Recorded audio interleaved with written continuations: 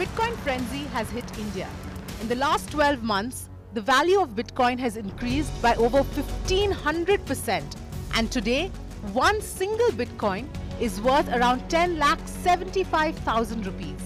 Bitcoin, which is the first decentralized digital currency, is now being used worldwide as a payment system. But India's central bank has warned investors. Reserve Bank has not legally allowed or given any kind of authorization to any entity to deal with Bitcoins, and whoever does either buy or deal with Bitcoins are doing so at their own risk. There is a feeling that it will have a spillover effect, and that's our externalities. So how to handle it? We need to have a interdisciplinary panel to look into in depth, because customer protection issue is very, very important. Meanwhile, the centre is still undecided on what their stand is on Bitcoin. In fact, a high-profile panel headed by Economic Affairs Secretary Subhash Chandra Garg is likely to take a closer look at Bitcoins and how the government should deal with it. The government has set up a panel headed by the DEA Secretary Subhash Chandra Garg to examine its policy towards Bitcoin. This panel will also have representation from SEBI, RBI, as well as it will have the Secretary from the Ministry of IT. As India begins to look at the potential of Bitcoins, let's debate the potential risks of investing in Bitcoin and why people are risking their hard-earned money for a currency with no legal standing. Should the government do more to protect retail investors from a potential Bitcoin bubble? Mirror Now report. Well, over the last week or so, we've received so many emails asking us, should we invest in Bitcoins, from people who should, and I'm saying this at the beginning of the show, go nowhere near such a thing. So initially, when this whole Bitcoin buzz started, there were these cool people who understood what was going on the internet, who were involved. But now, regular investors who should be using mutual funds and who should be using SIPs or perhaps buying the odd large cap stock or two are asking us if Bitcoins are a good idea or what Bitcoins are. And most interestingly, what mining of a Bitcoin is.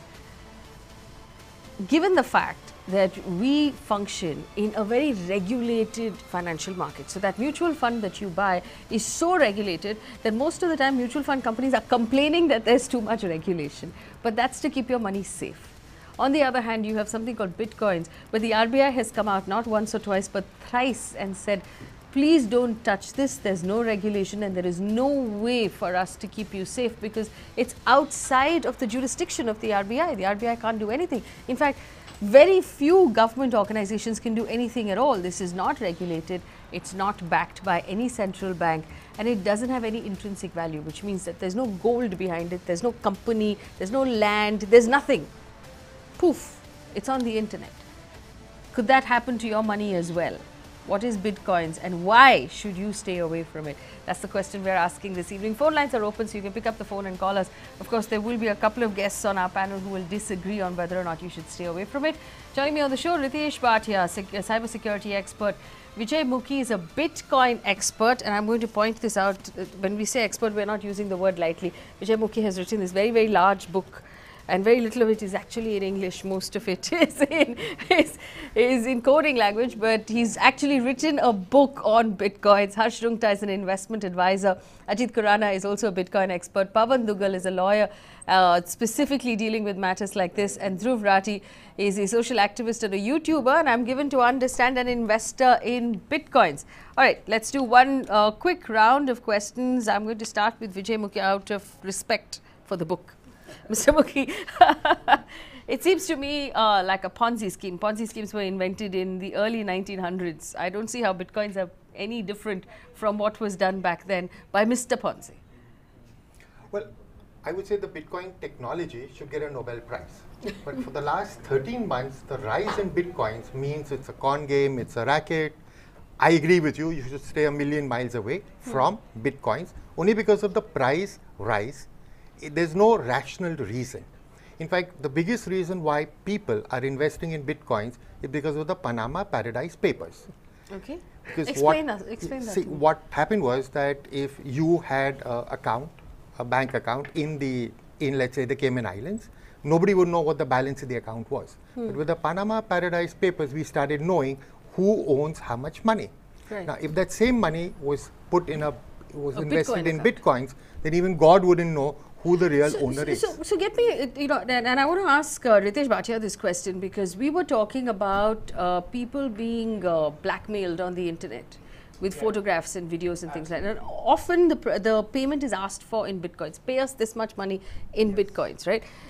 Is that because, like Mr. Mukhi pointed out, you'll never be able to tell who that money is going to? Yeah, exactly. So it's black web, black money.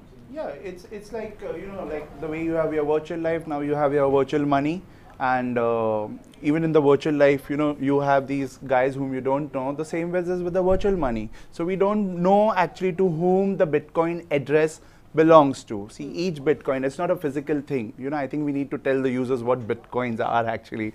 It's not really a physical, it's not a tangible asset. It's just a address, as Vijay sir said, could be a 33 character or 236 character long. So it's just an address, but you don't know to whom it belongs. So hence, when we were talking last time about these kind of frauds, they always, any kind of ransom is generally in Bitcoins, is because you cannot be traced.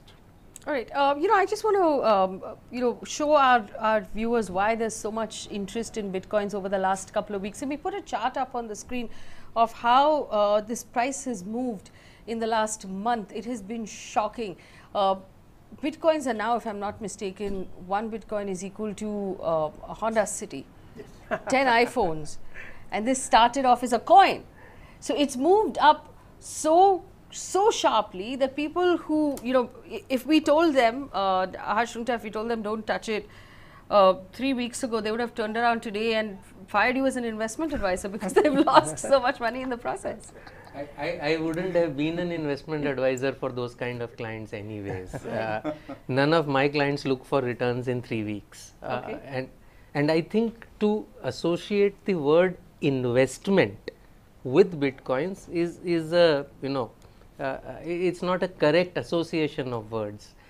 For an investment, any investment, even it be a very risky investment, you need time. Okay, if you're going to buy today in the hope of selling tomorrow, maybe 1 week down the line, 1 month down the line, that's not investment. That's clearly, that's speculation, right? Investment, how do you decide whether something should or should not form part of your investment? Very clearly, what is important is for what are you investing, right? Your goals are extremely important, right? After your goals are decided, then you decide which asset class, right? Whether it is debt, equity, gold, real estate. I think for anything critical, you need an asset class that is known. After all your critical goals are met, you would have a portion for speculative so you can put asset that money classes. In Bitcoins, you're saying it won't buy us anything. But I'm going to go back to the rest of our panels. Ajit Khurana, there are enough people who say that I would have made a killing, I have made a killing through Bitcoin. Does it make sense? Do you agree? So here's the thing, I guess what we have heard so far in this panel, I'm going to be the one who is beaten up. I spent about 2 years ending September 16 in understanding how this works, both at a philosophical level, technical level, and exactly how would I transact.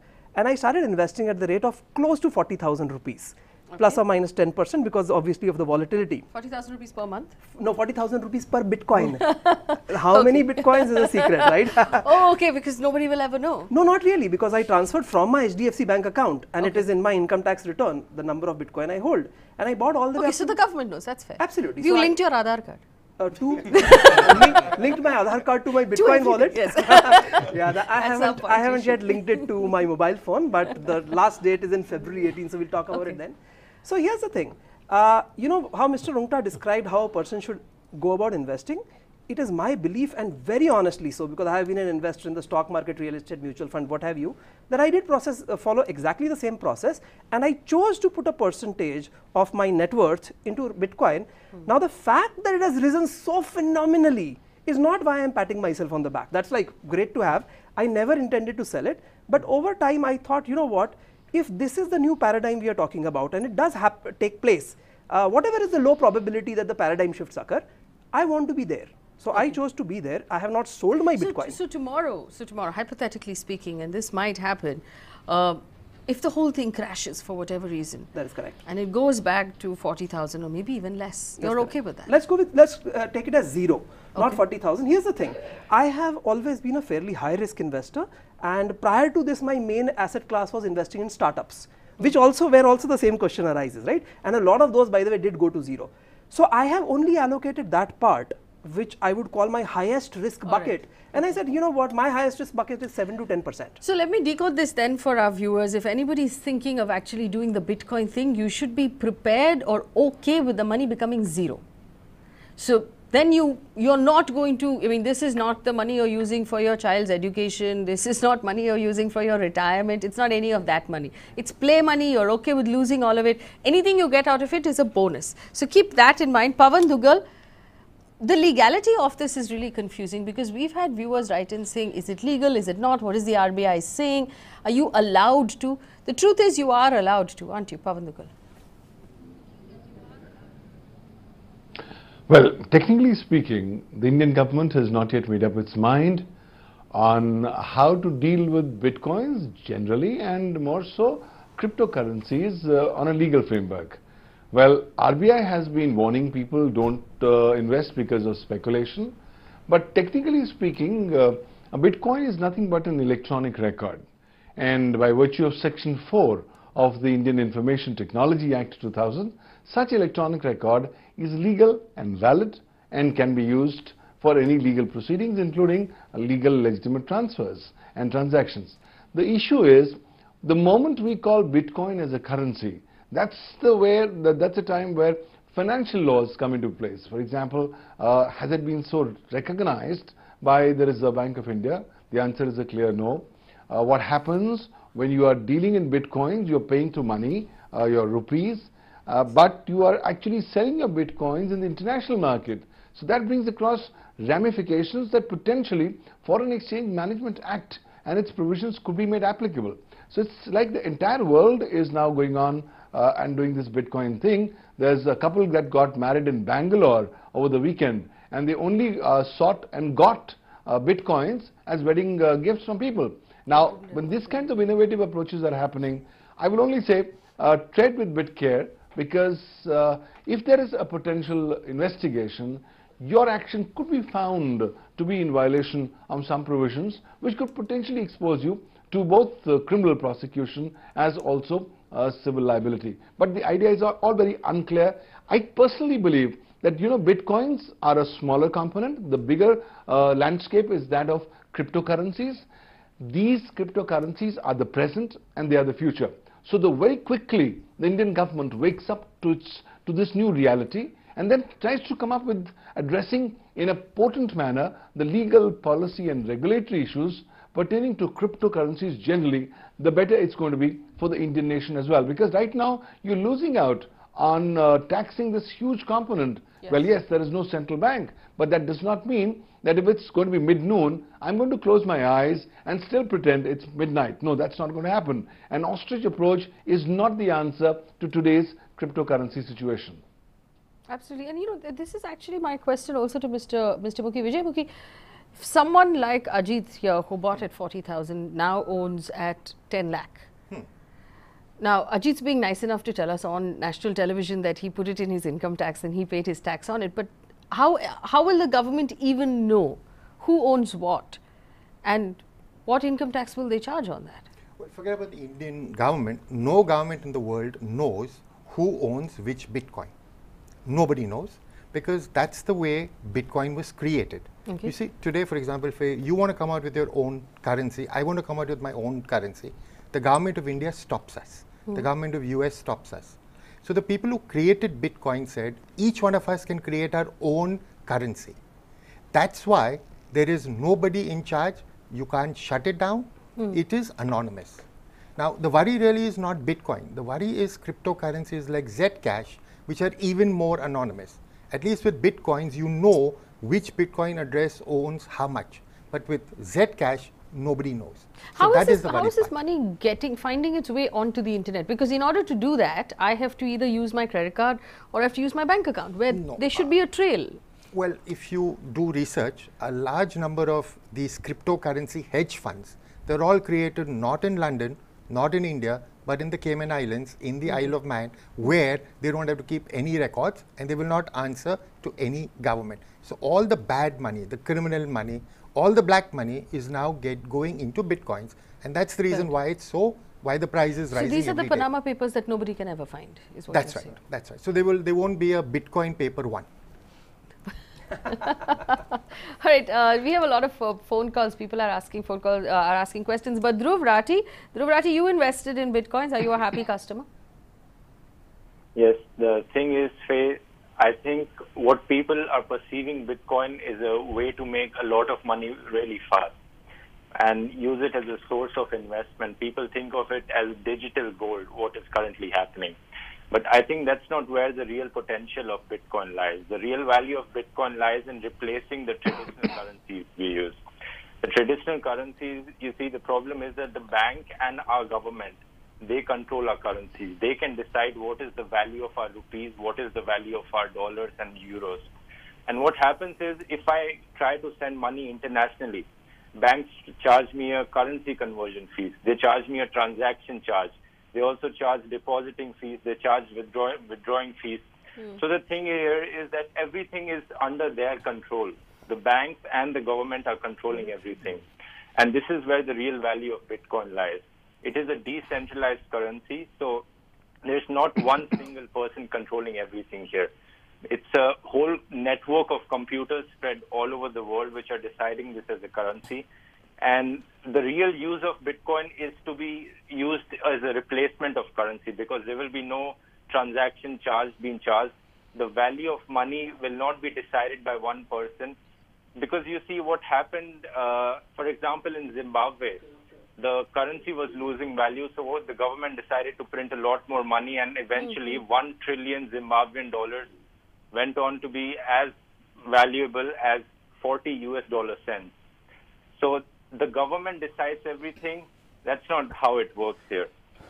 And one more thing, I think the future of Bitcoin is to be used as a replacement for currency. And what I'd like to advise to people watching this show is that you invest a small amount of money, but don't do it thinking that you're going to get a lot of money, you're going to become rich because of it. Do it because you trust in this system. You want a replacement for our traditional currency system. All right. I have a couple of questions that have come in. Wilson on Involve says, Ajit Khurana, do you think Bitcoin will ever replace normal currency entirely? 2 points here. First, if you read the original paper on which Bitcoin was based, Satoshi Nakamoto's paper, he never used the word cryptocurrency. Though cryptology was used, money was used. I think that cryptocurrency, the term itself, is an oversimplification to help people understand what Bitcoin is. In many ways, Bitcoin is an anti-currency. I mean, it's the opposite of currency, whatever attributes you give to currency. If we take two uses of currency, one is store of value, second is method of transaction. I think that store of value is happening to a larger extent as opposed to method of transaction. For instance, if I have gold and I want to buy a laptop, I'll say, okay, here's my ring, give me your laptop. That typically doesn't happen, though theoretically we can do it. So I do not see cryptocurrencies, Bitcoin, replacing fiat currencies, as in fiat currencies are dead. But I do see nobody understands what that means. Fiat currencies is rupees and dollars and stuff. Those are fiat because so the we'll never reach a point where there will be an announcement saying starting midnight tonight all your currency is useless, everybody has to use Bitcoin. so that's never going to happen. Never happen. However, if governments wake up too late, if governments such as the government of India wakes up too late in clarifying one way or the other, if they wakes up so late that Bitcoin has become very prevalent. To be fair, RBI has put out several clarifications saying this is dangerous stuff, don't touch it. So given that, close to 5% as per investment value, not as market value, of my money was in Bitcoin, so I have been very avidly reading it, RBI has been warning against problems. RBI or any Indian authority has no point of time said, for instance, that mere possession of Bitcoin is a problem. I may not so be it's not illegal, but they're just saying that be careful, this is not good. They have said it's neither legal nor illegal. No. I think that they haven't clarified that. Yeah, you see that they have said it's neither legal nor illegal. So there's a lot of grey space over there. I'm going to go, Pawan Dugal, is it legal? Is it not legal? And is there really a grey area between legal and not legal? Well, if I look at the law strictly speaking, Bitcoin becomes legal by virtue of Section 4 of the Indian Information Technology Act 2000, which grants legality to any data and information in the electronic form, provided it can be replicated. So clearly, by virtue of Section 4, Bitcoins become legal electronic records. But whether Bitcoin is legal currency or not, that's a different ball game altogether. For that, we have to go back to the currency laws, and none of the currency laws have been drafted keeping in mind the futuristic developments of cryptocurrencies. So I think the confusion is bound to happen. My personal take would be, well, people need to be careful, because if you are having Bitcoins, that's not the problem. But in case if you are using Bitcoins for illegal purposes, for example, for ordering any cybercrime against somebody else, and you get somewhere down the line investigated, that could be in trouble, because Bitcoin has become the de facto currency on the darknet. Today, almost all cyber criminals are only asking for Bitcoins because they know that they cannot potentially be investigated or potentially be caught. So I think if you are handling Bitcoins, this is a problem. Also, if you yourself get hacked and your wallet gets hacked, be prepared that your entire Bitcoins would be wiped out in a minute. And if you're expecting any kind of an effective remedy, the chances are that you may not get. So it's a risky world. Take risk, but with caution, with care, and with due diligence. So effectively, what Mr. Duggal is telling us is that because this is not, like I said in the beginning, under the purview of the RBI or anybody else regulating, if something goes wrong, if you lose your money, if someone robs your money, for whatever reason, there's nobody to complain to, because it's not in their jurisdiction. So we have a couple of questions that are coming in, and I'm opening this up to the whole panel. So jump in, let me know if you have the answer. Nisar is on the phone line from Delhi. Nisar Ahmed, go ahead. Hello. Hi. Hi. How are you? I'm well, thank you. Go ahead. I'm a great fan of Mirror Now. I've been watching it every single time, whenever I get time. And I seem to hear, I've just joined in, okay? I haven't heard the whole conversation, what's happening with the debate. Okay. But I heard Dhruv, I follow him on the Facebook. So he's one of my favorite of the panel. Yes. And Mr. Duggal has put on his views, which is okay. And Mr. Vijayamukhi, I don't know. No, but what's your question? Sir, what's your question? Okay, my question is, do any of the panelists own a Bitcoin? Do they own a Bitcoin? Do they no, but we just had Ajit Khurana tell us he owns so many. He's not even going to tell us how many. And remember, they're worth 10 lakh rupees each. So, do you want to? So, yes, Nisar, I own Bitcoin, and I'm not a trader because I don't find myself capable of making price predictions in the short term. I intend to hold this for the long term. So either go down with the ship, for those of you who believe it's going to become zero, or be the last man standing if it does what I think it will do. And remember, Ajit Khurana told us quite responsibly that he has mutual funds, he has an insurance policy, he has all of these, checked all of the other boxes before he started doing this. We also have another question that's come in saying that if I sell the Bitcoin, the money comes back into my account, won't I get into trouble? Pritesh? Well, there are two things about it. Firstly, as does it convert back to cash at all? Yeah, it does. No? It does? Yeah, okay. Because when you're provided you're buying from like ZepPay or the Indian exchanges, it converts back, because how did you buy? As you said, you bought it from the credit card, and if you try going to one of the exchanges over there and buying, you need to do your KYC and all that. As Mukhi sir said, we don't know whether they have KYC or not, but we have to get our KYC done. The money gets transferred, and this is how it works. The money gets transferred over there. You buy the Bitcoin, it goes into your wallet, and then again when the price increases or whenever you want to sell it, they use the commission and they cut it and it goes back to your bank. So this is So where are the forex charges? Where are the rules when it comes to foreign exchange? It's effectively what's happening. You're buying forex and you're selling it again. Well, that's why there's a buying price and there's a selling price, and every country has a different buying price and a selling price. So that's how these Bitcoin exchanges make money. But I think what your viewers need to know is that if my Citibank account gets hacked, I lose all my money. There is a paper trail.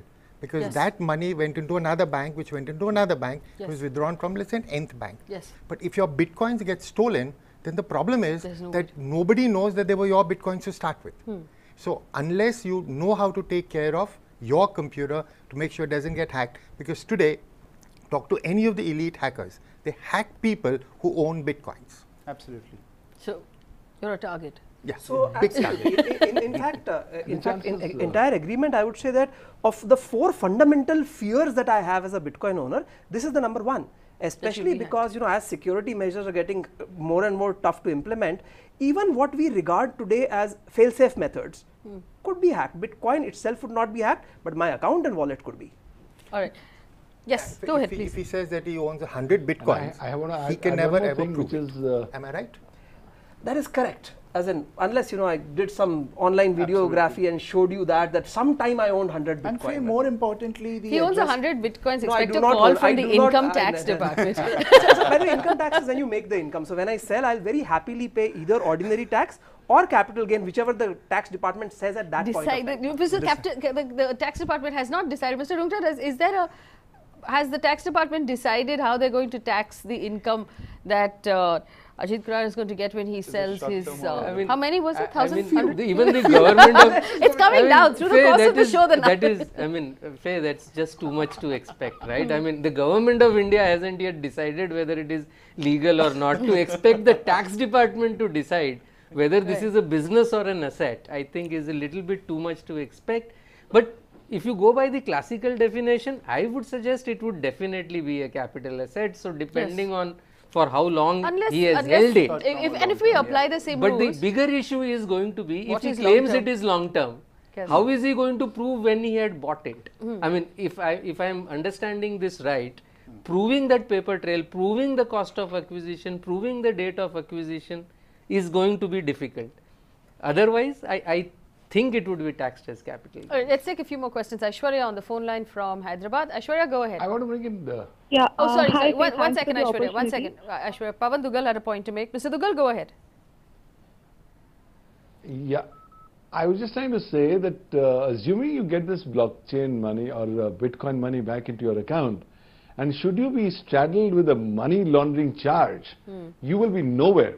You will not be in any kind of a position of any kind of a legal defense to show where, how, when this kind of a transaction came across. So I think there are a large number of unintended consequences that are likely to follow given the complete lack of clarity within the government. Therefore, the need for people to be more cautious when they deal with cryptocurrencies. Absolutely. And to add to what Pawan is saying, every country in the world defines a Bitcoin differently than the others. So there are no rules that the Indian government can also follow. May I ask a question to Mr. Dugal? Yes. Okay, Mr. Dugal, here's the thing. I'll take my case and you can tell me where the money laundering or the problem arises. I transferred money from my HDFC account to the ZebPay wallet. So you can see it leaving my account in HDFC. The ZebPay wallet shows when and how much Bitcoin at what price I purchased. I hold it for a certain period of time. I sell it and the proceeds come back to my HDFC account. And both places in HDFC as well as ZebPay, I have a statement which describes all the details of the transaction. Where is the problem? This is cashless's evil twin, really, isn't it? Mr. Dugal. I think, yes, I'll come back to your question. The problem is because when you go to these service providers, these exchanges, these guys become intermediaries under the Information Technology Act, specifically Section 21W. Now, these guys are mandated to exercise due diligence when they discharge, while they actually go ahead and perform their functions. The problem is, because the government has not yet specified what's due diligence, and because the fact that the law is retrospective in nature, in the sense it gets applicable from the year 2000, you have a huge problem. Tomorrow, if you get a notice to say, okay, hold on, this is the money that you're getting from the service provider to you, but hold on, where did the service provider get it from? Yes. And who was the owner, or what was the exact trail of the said transaction? There is going to be a huge kind of a practical problem that you as an investor are going to face, because the kind of questions that the department is going to ask us, we are not going to have very effective or very comprehensive, conclusive answers. So as I said, there are a lot of challenges, there's a lot of distance between the cup and the lip. Well, we hope everything goes fine, but in case if it doesn't, I can tell you one thing, that it can actually create large number of headaches when you start collecting the paper trails or the electronic evidence to support your proposition that this was a legitimate transaction, money which is received from sale of a Bitcoin which is non-traceable, to whom it's been sold is non-traceable. The only person in between is the service provider, being the web exchange, and that exchange is itself into trouble because the parameters for due diligence have still not been defined under the law. So it's a very grey area. I hope things go fine with you, but there could be trouble. So just to break this down, this is how it works. So white money, when it moves through our economy, works like this.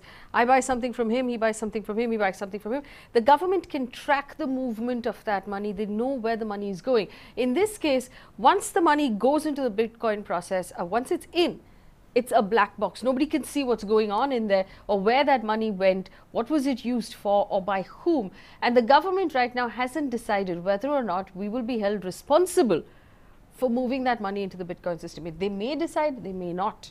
But that's the risk you're running.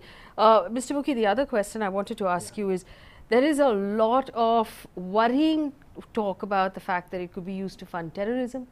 It could be used for any sort of crime on the internet because we don't know where this money is going and in whose hands it is. How dangerous is that for someone who's buying Bitcoins right now? You use the wrong word, could. I'm saying it is being used for terror, it is being used for drug smuggling, it's used to convert black money into something else. And that is the worrying part, because today you have people who have a lot of black money, who have a lot of criminal money, they're putting it into Bitcoin and other cryptocurrencies, and they're not paying their fair share of taxes. It's happening today. So the only way you can stop this, for the government to stop it, is not to ban Bitcoin, because you can't ban something that doesn't exist. So what you have to do is come out with demonetization 2.0, 3.0, where you stop black money from being created. Because the minute black money is created, it goes into a cryptocurrency, you can do nothing about it. But technically, by that argument, we already had a demonetization. So technically, no black money should have been collected. So nothing should have gone into Bitcoin at all. I'm not an expert on black money. I'm not an expert. But what I'm saying is we have to stop black money. So let me rephrase my question. My question to you is this. For someone who's watching at home, and I got a question from somebody, Rajan, who said, is it wise to buy now or am I too late? So obviously, people think they missed some sort of bus. And that's the thing that concerns me. I want to make it very, very clear that if there is terrorism money and drug trafficking money and perhaps human trafficking money going through this whole thing, the average Indian investor or average Indian citizen should stay out. Why do you think they should stay out? Well, that depends.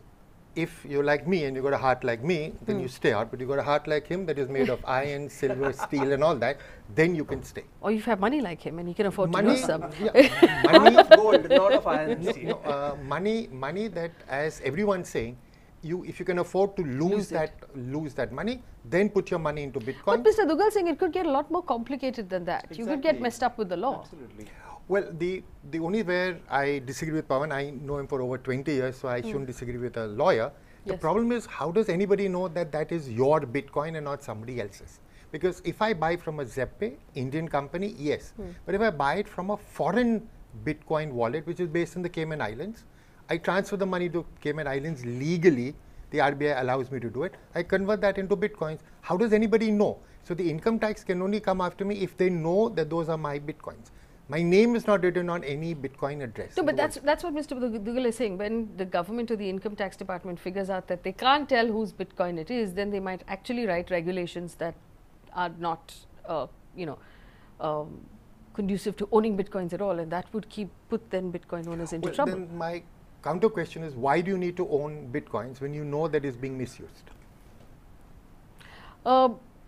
I'm going to bring in a few more callers right now, but Mr. Dugal, this effectively, it's high-end Hawala transactions, isn't it? Absolutely. It's fancy, it's on the internet, but it's a Hawala transaction.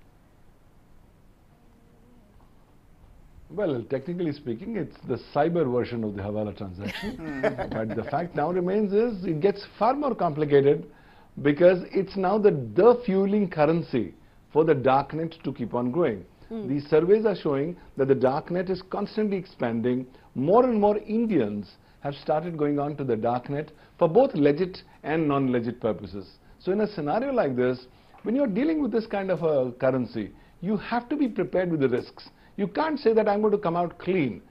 Neither can you ever predict that during the time that you are dealing, handling or processing either the Bitcoins or any other kind of cryptocurrency, there'll be no trouble of any kind whatsoever. I hope there is no trouble, but as a lawyer I can tell you, in case if there's going to be trouble, you are going to spend the next few months and years just trying to collate electronic evidence of which you may not have enough to prove the authorities one way or the other. So I think it's better that you will have to be clear that a lot of this is the cybercrime money. And if you are dealing with cybercrime money, what component of your money was used for cybercrime versus not, and how do you, as a lay user who has no control over technology, who has no control over the logs, ever tell whether your bitcoins were ever used for cybercrime, cyber terror or cyber radicalization? That's like opening up a Pandora's box, and it's a black hole. So we have to be very, very careful before we dive deep into the so-called black hole, because if you do so, be prepared for legal consequences. Maybe you are lucky, they never come to you. But in case if they come to you, they are enough to dodge you and to put you down for the next few years. Dhruv Rathi, are you comfortable with all of this? Yes, I think it's not a good idea to scare people by saying that just because black money transactions are happening through Bitcoin, people should not use it. I think it's a very unique technology, and the future of currency, it has a huge potential to replace the currency. And I would advise people to invest a small amount of money in this, just to see how it goes and how it changes the currency and the economic system in the world. Because as I said, we don't want the banks and the government to control our money. We want us to control our money. That's why this is so important here. That's why all this being anonymous is so important here. Okay, so Aadhaar link nahi kiya, but you're comfortable with all of this. Aadhaar is linked to my bank account, where there's the trail. The only thing I would like to add here is, nobody is against the Bitcoin technology. The Bitcoin technology, as said, should have got a Nobel Prize by now. What we're against the last 13 months, the fact that the wrong people have taken over, they've hijacked Bitcoins. And remember, the more expensive Bitcoin happens, the less Bitcoin transactions people make, because you pay in Bitcoins for carrying out the transaction. So the Bitcoin community is hurting itself by not coming out and saying, stop this speculation. You know, I want to ask you this. Beverly says, if it's so sinister and illegal, how come the governments have not banned it yet? Can they even ban it? Why haven't they banned it? Is that the possibility? Well, has any government banned it across the year, across the world? No, because governments are smart. They know that they can't, because that was inherent in the design, that nobody can ban it. So, for example, if China and US and Europe get together, they just can't ban it. That's why, that's the brilliance of Bitcoin and all other cryptocurrencies. Nobody can ban it. Nobody can ban it. Mr. Rungta, I want to ask you this other question, right? So whenever you buy an investment of any sort, and this is how we teach investments.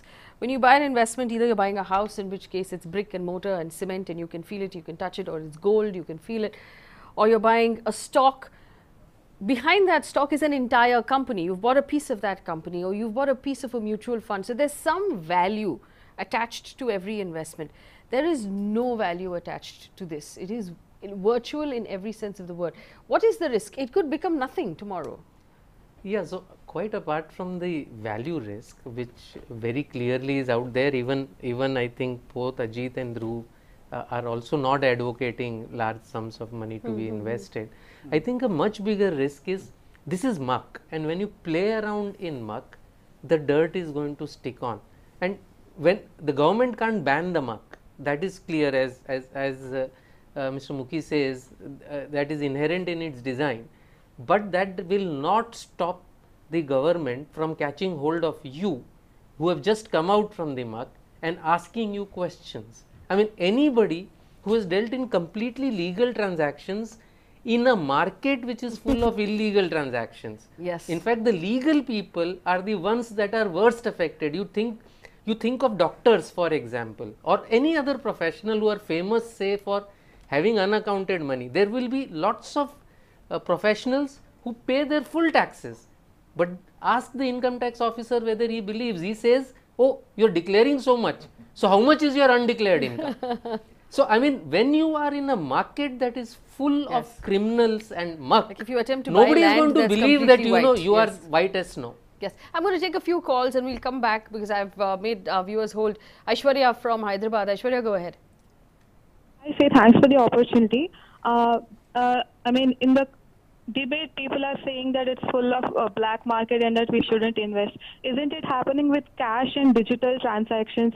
So why just stay away from investing in cryptocurrencies? I think the argument of digital transactions, Aishwarya, per se, is that you can't have black money floating through digital transactions, but I'm sure these gentlemen would have found a loophole there as well. But have you invested, Aishwarya, in Bitcoin? Yeah, I have invested in Bitcoins. I have invested just 1,500 in July, and the price has actually gone up 9 times. I'm really happy with the returns. But have you taken your money out? Not yet, but I will. I don't know. I'll do whenever I want to. And I'm not talking big terms like tax and all, because my money has not touched much yet. But I just want to share my experience for those who have not yet invested in Bitcoins. So just be mindful about how much you're investing. Just start small, because the risk is not just the price is going to fall, it may also be hacked, which is actually a very... So we've actually so far arrived at 3 different kinds of risk. One is that the value might, while it has hit 10 lakh, it might come back to 0. And for those people who are wondering if you should buy now, why would you buy something that started off at 40,000 and became 10 lakh rupees? You're getting in at the high point. It doesn't make any sense. The second risk is that you might get hacked and your wallet will be emptied. You might have your pocket picked on the internet and you'll have no Bitcoins at all. And finally, the government might actually design regulation that goes against your favor. Dhruv Rathi, go ahead. Dhruv. The second reason is very easily avoidable. The hacking thing can only happen on an exchange system. So what I'd like to advise here is take out your Bitcoins from an exchange system and put it in a hardware wallet, which is always with you physically. You can buy them on Amazon or eBay, and that's a very good way to avoid the hacking. No one can hack your Bitcoins if they're physically with you. Okay. I think I can tell you the names of such wallets. Trezor is one name of such a wallet. Okay, all right. So for those of our viewers who are interested, you can find Dhruv on Facebook. He's fairly easy to find. But I just want to remind you, if you're sitting at home wondering what is an exchange system and a hardware wallet, then Bitcoin is not for you. Because for a lot of people who are watching right now, they're saying, what did you say? What did you say? Greek and Latin. If it's sounding complicated, if you don't understand, if you're not in Dhruv Rathi's age group and he's on this panel in an age group by himself, don't get into it. Don't buy an investment you don't understand. Mr. Mukhi. I would only ask Dhruv, how many Bitcoin users actually have bought a Bitcoin wallet? I have 2 of them. Do you have a Bitcoin wallet? So interestingly, I have bought one. It's not yet delivered. I have bought a Ledger Nano. But you are right. It's absolutely right. What is a hardware wallet? Well, the idea is it's a small USB-like thing. It's like a dongle. It's like a USB dongle where it's with a password on it and a password inside. So unless somebody doesn't have that USB dongle, you cannot access the Bitcoins in them. And what happens when you lose it? Yeah, that's the other thing. What happens when you lose it? When you lose, so it's effectively like losing a wallet. It's effectively like you lose, like somebody stealing your physical wallet. Then what do you do? No, what if, despite that, as in if you lose it, it's not as if your money is gone. There are 2 different mechanisms to recover. But having said that, you are right, that your money could go. I agree with that. Amit, whenever we are talking, we are just referring to the Indian exchanges. What if we have bought from a... generally I'm saying on the panel, we are just discussing over here. We are not referring what if, as Vijay sir said, what if we have bought it from somewhere else? Here we are having a trail, we are having a track because we are buying from Unocoin or Zeppay and, doing transactions through HDFC. But what if I have bought it from some country in some place of Africa? Then what? Then there is the issue. And Faye, let's also caution the viewers about the crimes, as Pawan sir said, in the dark web. Everything. I mean, there are like pornographic subscriptions, there are drugs. Recently you did a show wherein drugs were sourced from the dark web. How did they pay? They pay through Bitcoin. So tomorrow you can have a lot of harassment also if the police comes to know, okay, you had some Bitcoins, now you have fewer Bitcoins, and now they want to ask you, what did you do about it? There are a lot of chances, especially because of the rising cybercrimes in the dark web. All right. I'm going to bounce this off Harsh Rungta one more time, who's an investment advisor. And Harsh Rungta, traditionally, they will be the Dhruv Rathis and the Ajit Khuranas of the world who want to, who want to try whatever's cool, whatever's new. They're called the, the ones who discover. They're the opinion makers. They're the taste makers. for everybody else who's asking at this point at 10,75,000, should I invest? Is it a clear no, Harsh Rungta? It's an absolutely clear no, and it has nothing to do with value. What you don't understand, please don't buy. It's very simple. As far as today it is concerned, the only people who should be investing in Bitcoin are people who have otherwise taken care of all their critical goals. Out of the balance money that they have, a small portion, okay, can be allocated to this. I would like to ask how many viewers are there or how many investors are there who have actually taken care of all their goals. Yes. In fact, you know, what you should do is, since we are now entering a new year, whatever money you would have set aside to play Taj on Diwali night 2018, you can use that money to buy Bitcoins. If you lose all of it, you won't mind. If you win some of it, actually use it to play Taj on Diwali night 2018. But this still doesn't solve for what Pawan Dugal said, which is if the government decides that you're on the wrong side of the law when it does frame its rules, then what are you going to do? Satish on the phone line from Mumbai. Satish, go ahead. Hello. Yes, Satish, go ahead. Thanks for the opportunity. I actually agree with Dhruv Rathi that this is the future of currency and cryptocurrency is here to stay. And my question is, you know, Bitcoins are expensive right now, but there are also other cryptocurrencies which are, you know, there for people to buy, like Ethereum and Ripple and Dash and Bitcoin. Yes, yes. Bitcoin Cash. And if someone wants to dabble with cryptocurrency, you can buy them because they are cheap right now. And personally, I think sky is the limit. Blockchain technology is very new. People don't understand it. But as the understanding grows and people get to know what this technology means actually, then I think a lot of people can earn a lot of money.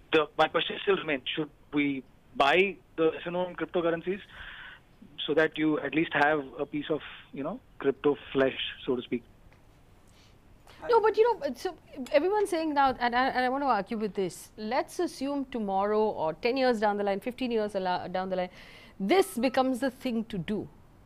And then the government has written its regulations, the income tax department has figured it out, everybody knows how to work this system. We'll get in there, no? Sure, why not? Yeah. So I guess it's everybody's own choice. I am one of those who says if 1 out of 10,000 people is accepting it, which is probably the real number, then I am okay with that. 2,500 people in India every day as of now. No, I'm talking globally. Yeah. Globally, so it's like 0.01% of people seem to have taken a position in Bitcoin. And I'm okay, I'm one of the early adopters and I know the attendant risks, so I'm in it. Some others will come in when it's 1%, some at 10 and some at 50 and somebody will be the 100th. I think that's okay, that's the natural course of things. You know, when people use the word blockchain, it's a word for the technology that drives Bitcoins. Right. Now, my point is that just because the blockchain technology will change the world, will save the world, has nothing to do with the price of Bitcoins. All that I'm saying is there is no reason for Bitcoins to be priced at what they are. Right. That's my only point. What about that question that our viewer just asked us, which is that there are cheaper versions. Bitcoin is just one among several options right now. Okay. Now, if last year you had invested in something called Ether, which drives the Ethereum network, you would have made some 50x profit. Okay. Okay. So Bitcoin Cash, for example, I mean, for example, I could talk about an hour on Bitcoin Cash, but I yet don't understand why Bitcoin Cash, which is a spin-off of Bitcoin, is doing so well. Nobody can understand. So my only point is, if you don't understand something, and a so-called expert like me doesn't understand, how can we buy?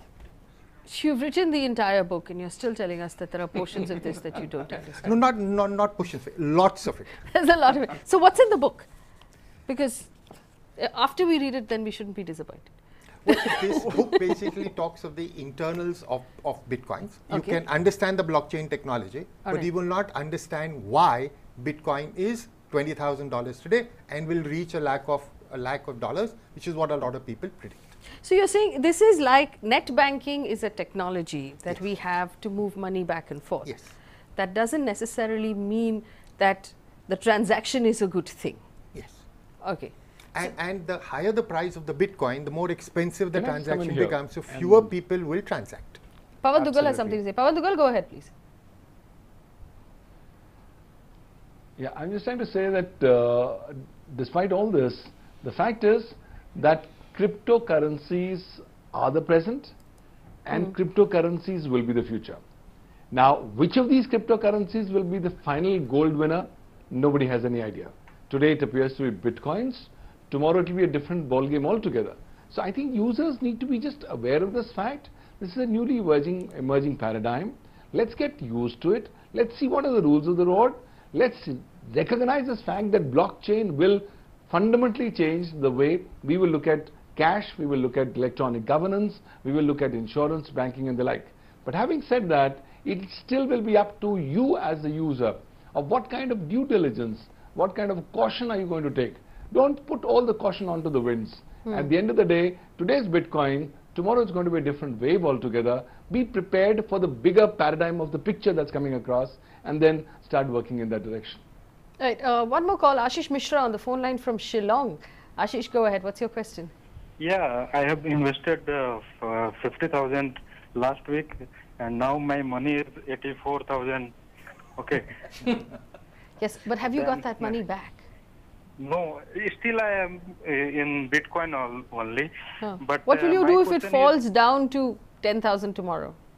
Yeah, but my question is that if some company like Sahara, PSEL India Limited, who have invested that much money, and lastly Supreme Court ban all the, and last user of that company had become that they are not getting their money. So my question is that technically that was a chit fund, not a mutual fund. That mutual funds are regulated, which I'm going to circle back to tell you why you should buy investments that are regulated. But go ahead, your point, Ashish Mishra. Like PSEL and Sahara has invested that money, but initially the people who invested in on that they have get it, but lastly whoever the consumer was, they didn't get the money. Now okay, okay. So you're saying there have been some cases, and Harsh Rungta, those were not necessarily regulated cases, were they? Yeah. So clearly, I think you cannot compare a product like Bitcoin. Okay, I hesitate to call it anything else, right? I think comparing that with the mutual funds is sacrilege. It's absolute sacrilege. No, but the Sahara case where people didn't get their money back. Look at the mutual fund guys. I mean, no, Mr. Rungta, the Sahara case where people didn't get their money back. I mean, whether it is Sahara is, I mean, I don't know how many people have not got their money back, but clearly Sahara isn't regulated like a mutual fund is regulated. Right? I mean, can you put money into a mutual fund without a PAN number, now without linking your Aadhaar? So, I mean, absolutely there is complete trail. What they can invest in, what percentage can go into one single company, whether if it is related companies. I mean, look at the level of regulation that happens in the mutual fund industry. Obviously, you run the asset class risk. You invest in equity mutual funds, you run the equity risk. Yes. Right? But you don't run the risk that the guys who manage your money will run away with your money, or that you will, because you lose the hardware wallet. I mean, I don't really understand all the terms, but the hardware wallet or the electronic record that we spoke about, if you lose it, one fine day I had hundreds of Bitcoins at and 10 lakhs zero. And next day I had zero. Right. More importantly, nobody I can complain to. Okay, I have to wrap up this conversation, but it's been very, very enlightening. At the end, this is what it sounds like to me. In conclusion, when we talk about Bitcoins, do you remember those guys who had those big initial cell phones? They were paying 25 rupees per minute of incoming calls, but they still thought they were cool and they still thought it was the right thing to do. So there will always be people in the market who jump in and try out new things and are willing to take the risk. The rest of us might not be willing to take the risk. We might wait until cell phones catch up and everybody's using it and the rates have now normalized to then adopt something. Fundamentally, if you get in to buy a Bitcoin right now, remember that there is no regulation. So if someone steals all your money, there's nobody to complain to. If someone hacks into your account, there's nobody to complain to.